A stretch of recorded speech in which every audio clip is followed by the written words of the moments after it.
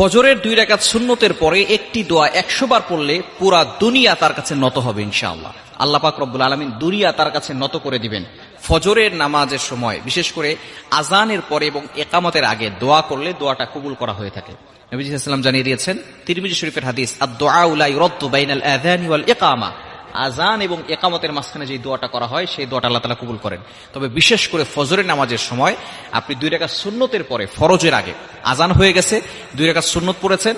ফজরের নামাজ তো 4 রাকাত, তাই না? 2 রাকাত সুন্নত, 2 রাকাত ফরজ।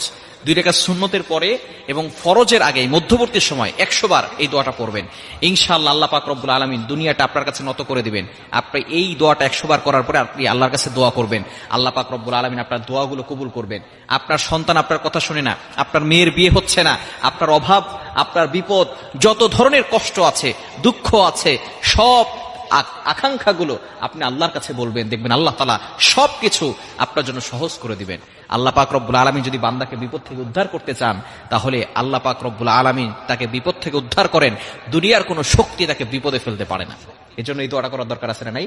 ফজরের নামাজের পরে, সুন্নতের পরে কিভাবে আমলটি করবেন? প্রথমে 11 বার দুরূদ শরীফ পড়বেন। দুরূদ শরীফ হচ্ছে আল্লাহুম্মা সাল্লি আলা মুহাম্মদ, যেটা দুরূদ ইব্রাহিম আছে, এই দোয়াটা, এই দুরূদটা পড়বেন।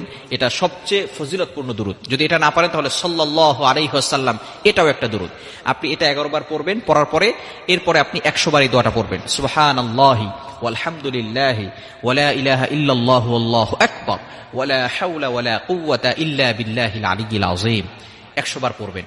এগুলো আমরা সকলে পারি না? সুবহানাল্লাহ, আলহামদুলিল্লাহ, লা ইলাহা ইল্লাল্লাহ, আল্লাহু আকবার। এগুলো, এই জিকির তো আমরা সকলেই পারি। এরপরে হচ্ছে লা হাওলা ওয়ালা কুওয়াতা ইল্লা বিল্লাহিল আলিয়্যিল আযীম।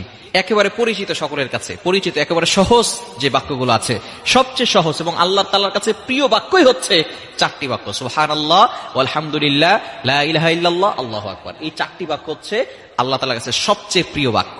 সুতরাং আপনি ফজরের সুন্নতের পরে 11 বার দুরূদ শরীফ পড়বেন। এরপরে আপনি এই দোয়াটা পড়বেন, সুবহানাল্লাহি ওয়ালহামদুলিল্লাহি ওয়ালা ইলাহা ইল্লাল্লাহু আল্লাহু আকবার ওয়ালা হাওলা ওয়ালা কুওয়াতা ইল্লা বিল্লাহিল আলিয়্যিল আযীম। 100 বার পড়ার পরে এরপরে আপনি আল্লাহর কাছে আরো 11 বার দুরূদ শরীফ পড়ে আল্লাহর কাছে দোয়া করবেন।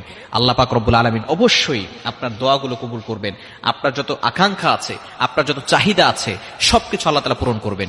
অন্য একটি হাদিসের ভিতরে, হাদিসে কুদসির ভিতরে আল্লাহ পাক রব্বুল আলামিন নিজে জানিয়ে দিয়েছেন, মাল্লাহুল মাওলা ফালাহুল কুল।